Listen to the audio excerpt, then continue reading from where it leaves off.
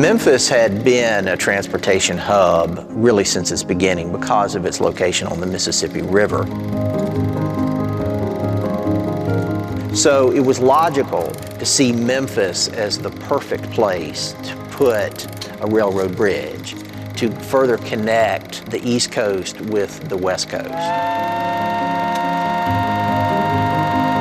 The railroads are taking the business away from the steamboats. It's faster on land, going 60, 70 miles an hour rather than 10 miles an hour downriver or 5 miles an hour upriver.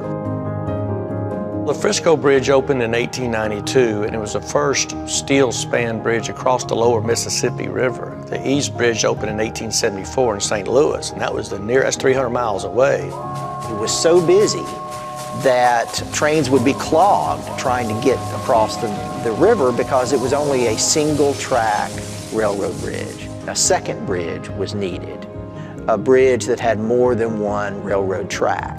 And so the Harahan Bridge was built to meet that need. Finished in 1916 and became even more important than the Frisco.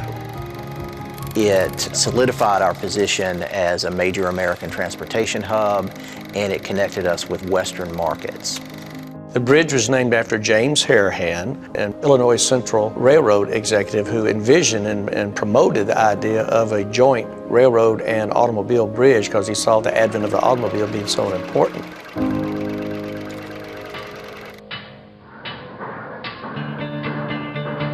The construction of the Harahan was a difficult endeavor. You had crews on either side working towards the middle. On the Memphis side, they used these very large willow mats to prevent erosion so that the bluff could withstand the pressure of the bridge. And the bridge itself is about 4,900 feet long. It was approximately a mile long. That's a pretty significant bridge. The Harahan Bridge cost $6 million to build. They used 21,400 tons of steel, and it was 192 feet high from the bottom. And it was done at a time when there was very little heavy equipment. So this was done by hand, which is almost unimaginable today. The Harahan Bridge opening was a very important event in Memphis's history as far as transportation goes, and it addressed the need to get automobiles and trucks across the river.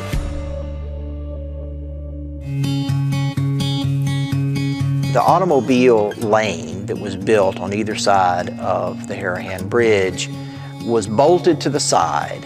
There isn't a major automobile thoroughfare in 1916, and so Memphis really is the place where you can drive in the southern United States to cross the Mississippi River.